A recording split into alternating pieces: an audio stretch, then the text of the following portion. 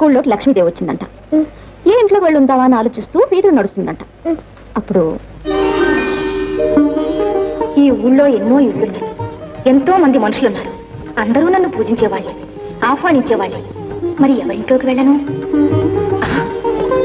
చిచి, ఈ ఇల్లాలు కసం ఓడవకుండా, పాచి పని చేయకుండా పొద్దున్నే పొట్ట నింపుకుంటుంది.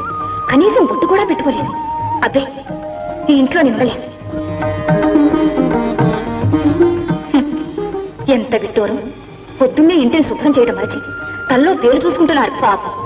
ఈ ఇంట్లో పెద్దమ్మకి తప్ప చిన్నమ్మకి నాకు స్థానం లేదు.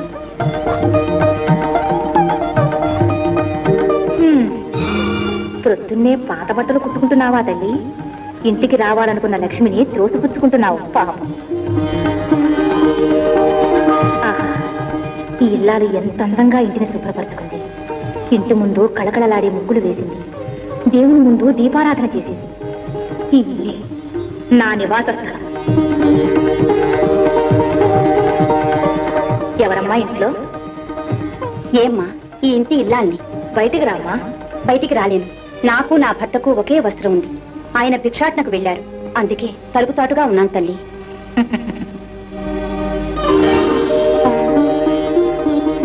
ఇదిగోనమ్మా చీర, దయగల కలివమ్మా. మీనాక్షి, మీనాక్షి, చూసావా ఈ రోజు భిక్షాటంలో ఎన్ని బియ్యము ఎన్ని కూరగాయలు దొరికాయో. మీ శుచి శుభ్రతకు ముచ్చట పడ్డాను. శ్రీ మహాలక్ష్మి, ఇక నుంచి మీ ఇంట్లోనే ఉంటాను. శుచి శుభ్రత ఉన్న ఇంట్లోకి అలా లక్ష్మీదేవి ప్రవేశిస్తుంది.